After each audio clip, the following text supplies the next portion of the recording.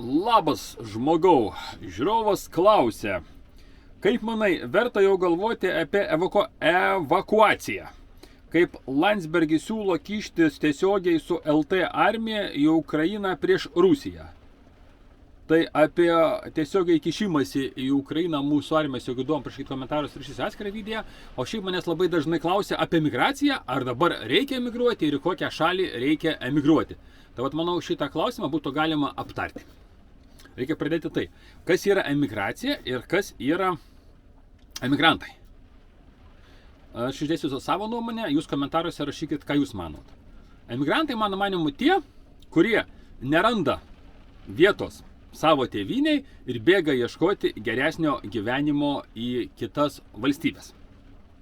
Tie, kurie važiuoja į kitą šalį pusmečių metam, keliam mėnesiam ar porai metų tam, kad užsidirbti pinigų, tokių žmonių aš nevadinu emigrantais. Arba tie žmonės, kurie važiuoja daryti biznį į užsienį.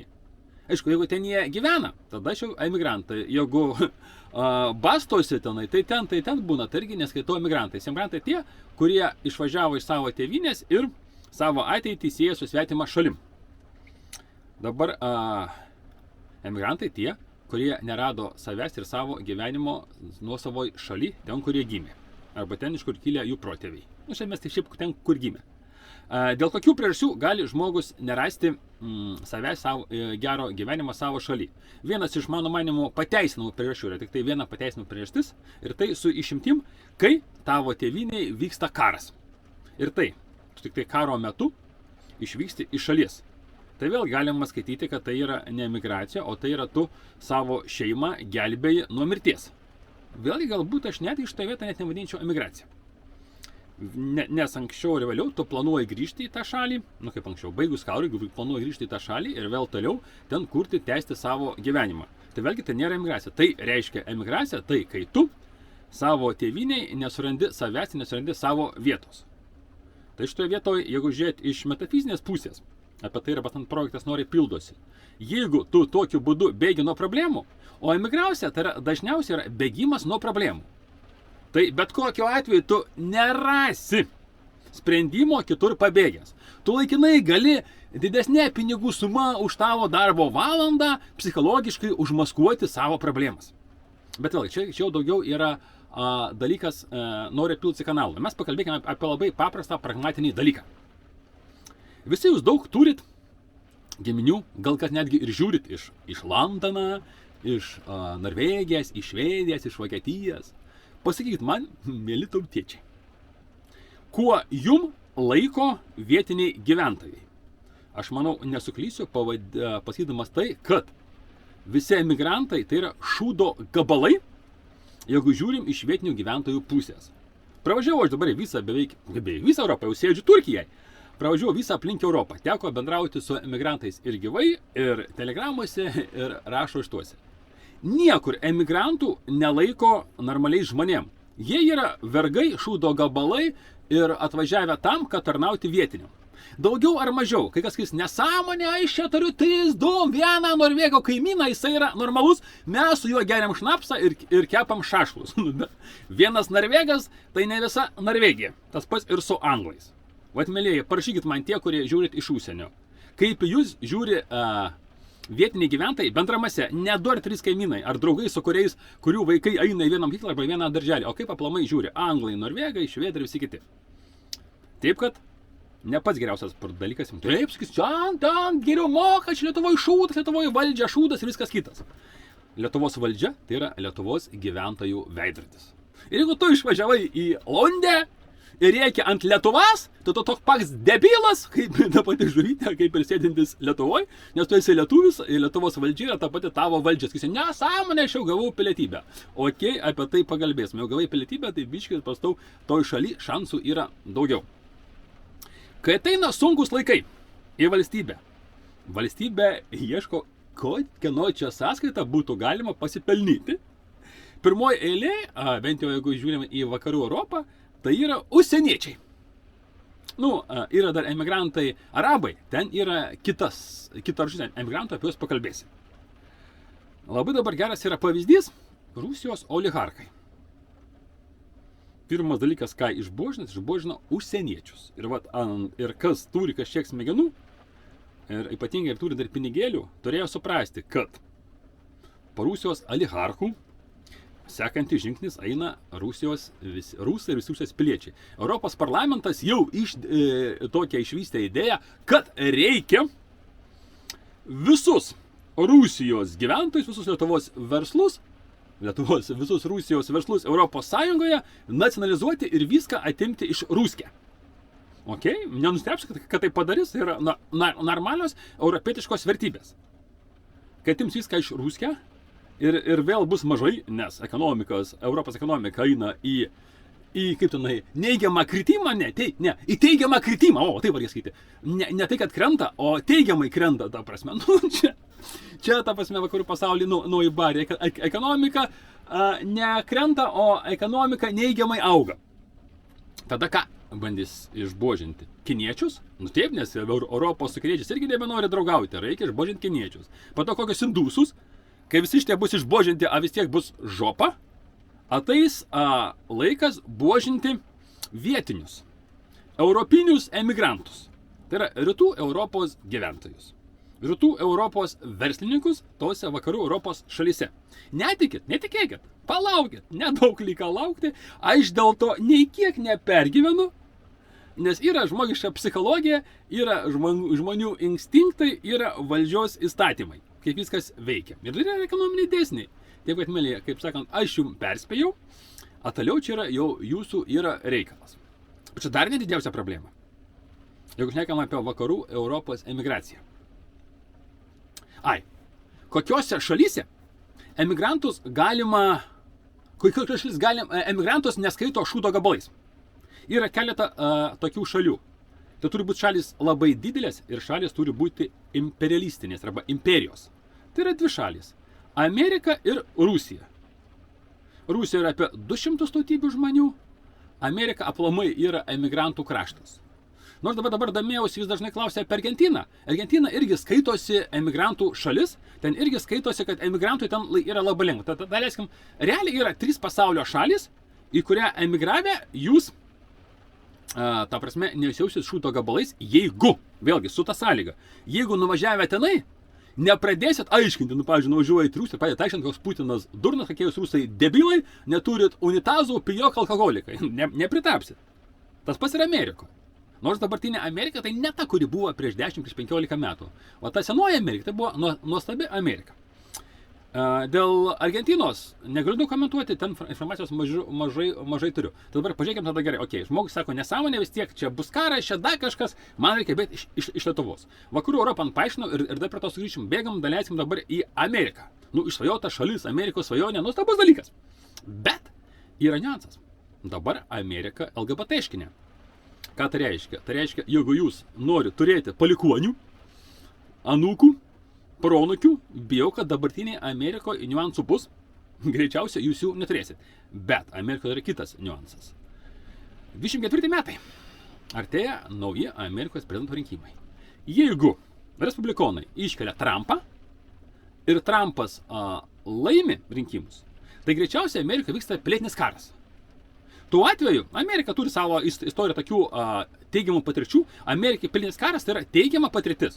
Tai yra procesas, kuris padeda šaliai įsivalyti senas problemas ir vėl iš naujo tapti hegemonui, imperijai ar kažkaip taip pavadinti, jokio skirtumo. Iš tuo atveju vyksta pilietinis karas, viena iš tikimybių. Ir jeigu laimi, paimkim, respublikonai arba konservatyvių vertybių gyventojai, tada viskas tvarkoj, Amerika vėl iš naujo atgyja ir tokia tampa faina Amerika, kuri man irgi patinka. Didelė šalis, geros vertybės, nuostabus žmonės. Viskas ten yra faina, kai ta senoji Amerika. Bet jeigu laimi, tad sarginai pavadinkim juos demokratais arba liberalus, tai Amerika tampa, dabartinė Kuba, tai būtų idėjinis įkvėpėjas arba idėjų generatorius visai Pietų ir Šiaurės Amerikai. Ir Amerika, tarkim taip, pakyla iki Pietų Amerikos lygio. Nes negalim sakyti, kad nukrenta. Dabar taip negalima, tai yra nepolikt korektiškai. Jinai pakyla iki Pietų Amerikos lygio ir tokia tampa liberalia Amerika, kurioje, kaip Meksikoje. Kaip yra Meksika, yra kaip valstybė, kaip ir jos nėra. Dalis Meksikos kontroliuojama, dalis Meksikos valstybės armijos nekontroliuojama. Nes yra šitos visokie mafionės struktūros. Ir jeigu laimi, pavyzdžiui, pietinį karą demokratai, sąlyginai, tai tada meksikiečių ir kolumbiečių ir visų kitų narkokarteliai, manau, Kalifornija ir Teksasas, beveik tampa tos Meksikos tokios nuostabios Meksikos dalis, kurioje nėra valdžios. Su Florida sunku pasakyti, vėlgi. Tai reiškia, emigruoti į Ameriką turim niuansų. Dabar žiūrim, jeigu į Rusiją emigruoti. Rusija kol kas daro minimaliai daro ekonominius faktorius, kad jinai išgyventų ir kažkokią bandytų sukurti ekonominę zoną. Taip, negalite padaryti daug geresnių žingsnių, daug efektingių dalykų, bet vėlgi, kas aš toks? Aš nesu insideris ir neturiu tos informacijos, kurią turi ten žmonės, kurie priiminėja sprendimus. Bet jau taip žiūrint iš šono, galim padaryti dar stipresnius sprendimus. Taip, jie trumpalaikiai perspektyvai būtų sudėtingi, bet vėliau valstybėje, ta prasme, viskas būtų faina. Vien jau tas, kad jie uždraudė propagandą spalvotų vėliavų su daug spalvų. Tai šitoje vietoje jie bent jau tenai tos vertybės konservatyvos išlieka ir tenai turėti palikonių vaikų ir taip čia mes patys sprendžiame, bet turėti anūkų ar proanūkių šansų yra daugiau negu turėti Amerikoje ir netgi tas pats negu Argentinoje. Tai va, trišalės, kur dar kažką tai būtų galima daryti, bet vėlgi grįžtu prie to pačio, jeigu jūs savo problemą viduje neįsprendėt, o tai yra projektas nori pilasi, jokia emigracija jums nepadės. Dabar žiūrėkim pačias mylimiausios kraštus. Vakarų Europą, taigi mūsų beveik, jaučiu Lietuvoje nėra nei vienos šeimos, kuri savo giminiai neturi emigrantų į Vakarų Europą. Jau kaip minėjau, ten mes esame, Lenkai, Latviai, ten dar kažkiek rumūnai ar čekai yra šūdo gabalai. Tiek to, jau ten gyventi žmonės, kad tie šūdo gabalai prie to priprato. Mes brangų šūdo gabalai. Aš paprastai vadinu viską savais žodžiais. Ir kartais sutrišinu, kad būtų lengviau suprasti. Ir, pavyzdžiui, manęs dažnai klausia, kodėl tu naudoji seksualinės tematikas. Dėl to, kad sekso tematika labiausiai veikia žmonių smegenis ir per ją galima daugiau padaryti, prisistuksenti į, kad žmogus sakytų, ir bent jau kažką bandytų išgirsti. Tai va, ten šūdo gabalai, bet tiek to, šūdo gabalai brangiai apmokami, pusė velnio gyvena, bet ten gyvenimas prastėja. Tiek to, prastėja, čia Lietuvoje prastėja, sakys, viskas faina. Bet ten mes dar turim 14 metų arabų emigrantus. Jie savęs šūdo gabalais neskaito. Jūs tą puikiausia žinot, kas gyvenat Vakarų Europoje. Ir žinot, kad jų net policija neliečia. Vokietija stipriausia Vakarų Europos ekonomika. Skaitykit, ES ekonomika. Berlynas, sostinė. Yra rajonų, kur nelenda policija, bijo. Briuselis, ES sostinė. Tokio galingo valstybių sąjungos sostinė, nuvažiuoja, man pasakoja lietuvaitė. Įsidarbino Briuselį kažkokią kompanijoje. Pirmą dieną darbe, žinot, kokia buvo nurodymas jai. Duoda jai Briuselio žemėlapį ir sakė, čianai nesirodyk, čianai vieną nesirodyk, čianai gali pravažiuoti visuomenių transportu, bet geriau neišlipk. Briuselis, ES sostinė. Turėtų būti saugu, nuostabu. Va. Maždaug taip, nežinau, gal už tai gali užblokuoti. YouTube'as bet man pofi. Tiek pat šitoje vietoje jau dabar turim su saugumu. Dabar įsivaizduojam dalyką. Ekonomika neigiamai auga ES ir pradeda strigti išmokos arabam. Arabai, jie pripratę gyventi gerai. Į Europą atvažiavo gyventi nuostabiai mūsų visų sąskaitą. Ir sakys, Hebra, kaip čia taip suprasti? Jūs mums nebeduoda? Mes eisim, pasimsim patys. Dabar man paaiškinkit, ar yra Vakarų Europoje jėga, kuri sustabdys, toks pavyzdys, eina arabai, prieki eina moterys, dar prieki eina vaikai. Ir kaip skeriai viską siaubia ir užsiminėja savo teritorijas. Kas gal galvojat, kad tai nerealu? Pažiūrėkit Pietų Afrikos Respublikos istoriją. Keiptaunas, man atrodo, sostinė, vienintelė sostinė pasaulyje, kurios miesto centre nekilnojamas turtas nieko nekainuoja ir ten geriau baltiesiam nevažiuoti ir net nesustoti prieš šviesoforą. Tai kaip tons vadinasi, mano ten draugai buvo, jie ekstremalai, tai mane papasakojo pagal faktą. Ten yra pilna informacijos, galite pasižiūrėti. Ir kas tokius žmonės sustabdys? Makronas, kai dar buvo berods vidaus reikalų ministras, buvo atlikti tyrimus, iš kažkokio kokį 10-metį, kad jeigu Prancūzijoje 2 miestuose prasideda arabų sukilėlių arba kažkokių tokių veikėjų neramumai, Prancūzija tik 2 miestuose gali užtikrinti saugumą. 3 mieste minia žmonių gali daryti, ką nori, jų niekas nesustabdys. Tai čia buvo prieš 10 metų. Tai čia Prancūzija, kuri turi užsienio legioną, kuri turi karinę pramonę, kuri turi armiją. Nes policininkai tokių žmonių nestabdys, nes jie gyvena kartu su jais tos pačiose rajonuose. Ir jie žino, jeigu jie kažką tai jam padarys, tai vakare grįžę ras savo šeimą, jau kaip ir neberas. Bus padaryta jų šeimom. Štai tai nieko nedarys. Tai vat, mėlėjai, kurie susirišėt emigruoti į vakarų pasaulį. Ir va tokios baimės. Toliau patys priimti sprendimą. Šitoje vietoje. Taip, dabar šnekam apie, jeigu vyksta karo veiksmai Lietuvoje. Ką daryčiau aš su savo šeima? Greičiausia, ieškočiau vietos, kur tie karo veiksmai nevyksta. Tai čia kažkoks tai nutriušęs kaimas, geriausia kur nors pamiškėj, ar kokia gryčia miške, toli nuo karinių dalinių, toli nuo, tarkim taip, tų kelių, kur vyksta tiekimas karo linijos arba karo veiksmų. Tai vadinamos tuo, kaip tas pratingas žodis pamiršau, ir nuo tų vietų, kur vyksta karo veiksmai. Durniausia yra, kai karo veiksmai, va taip vaikšto fronto linija pirmin atgal, va čia yra sunkiau pataikyti. Bet, gali, aišku, laikinai kažkur galėtum evakuoti, bet kur ir kaip.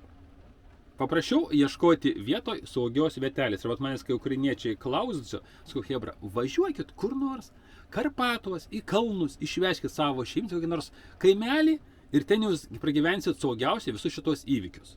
Ir arčiausiai vietos viskas. Mano yra toks pasirinkimas, nes aš matau, kas vyksta aplink, jūs niekur nepabėgsit. Ir jau labiau, jeigu neįspręsit savo vidinių problemų, jūs tuo labiau niekur nepabėgsit. Geriau paprašiau spręsti vidinę savo problemas ir pradėti gyventi savo gyvenimą. Ot pažiūrėkit, nori pilsi projekte, žmonių atsilipimus. Ot vakar laivą vedžiau, sakė, pradėjau daryti pratimus, pradėjo keistis gyvenimas, pradėjo keistis aplinka. A kai adekvatesnė aplinka, tai jau adekvačiau ir savo tėviniai gyventi. Reikia ne valdžią versti, ne ant jos rėkti. Valdžia Lietuvoje, bet per prasta, jinai per prastai, per lėtai griauna Lietuvą. Galėtų griauti greičiau. O reikia keisti save, reikia keisti savo gyvenimą. Ir kai jūs keisitės jūs, aplinkim keisis aplinka. Nežinau kaip, bet ir toks stebuklas. A tada nebereikia niekur emigruoti. Bet vėlgi, yra pas jums 2 variantai. Nespręsti problemų ir bėgti nuo savęs, emigruoti dar kažką daryti, arba įspręsti savo klausimus ir gyventi nuostabiai savo tėvynėje. Kai kas sakys, o tai ko tu čia bastaisi, jau toks pratingas ir taip niekad reikia gyventi tėvynėje, ko tu bastaisi po pasaulį. Dėl to, kad mano tokia natūra. Aš bomžas. A bomžas tai yra be nuolatinės gyvenamos vietos. Bomžas tai yra rusų kalbos žodis без определенного места жительства. Ir mano yra tokia natūra. Aš turiu keliauti, matyti ir po to žmonėm ir klientam, kas nori kito pasaulio suvokimo ir kažkokių tai gyvenimo taisyklių, kurios veikia gyvenimus, žinau. Aš su jom tom dalinuosi. Ir sėdėdamas vietoj, aš tiek daug visko nesuvokčiau ir nesuprasčiau. Ir nepatikrinčiau. Taip pat yra mano natūra. Mano gyvenimo stilius beveik niekam jums netiktų. Taip pat galite net nesvaigti ir neklausti, nes yra tai mano. A jūs turite atsirasti kiekvieną savo stilių. Ir tada nereikės niekur, nei emigruoti, nei ant valdžios rėkti, nei kažką daryti. Gyvensit savo nuostabų gyvenimą. Bet čia jau yra sudėtinga ir čia jau kito projekto tematika. Taip pat, mėlyje, turi 2 variantus, turi 3 variantus. Sėdėti Lietuvoje verkti, bėgti ieškoti laimės užsienį ir susitvarkyti savo gyvenimus. Tai ta natūra, kaip šita, kaip jinai, pozityvia gaida, manau, kad viską šitą klausimą išdėstėm aiškiai ir suprantamai. Jeigu turit klausimų, rašykit. Jeigu sitat, kad aš kažkur nusišneku, rašykit, bet būtų gerai, kad argumentuotai. A jeigu argumentų neturite, tai bent rašykit komentarus ne mažiau iš 4 žodžių. Tipo, tu bomžas, debilas arba dar kažkoks, bet kad būtų geriau, kad būtų šitas. YouTube'as sako, reikia, kad būtų minimum 4 žodžiai komentarė. Galite rašyti bet kokius 4 žodžius, jeigu kitų genialių minčių neturit. Jeigu sitat, kad šitą informaciją naudinga, pasidalinkit su savo. Geriausia, pasidalinkit su tais, kas gyvena užsienį ir paklauskit, kur aš teisus, kur aš esu neteisus.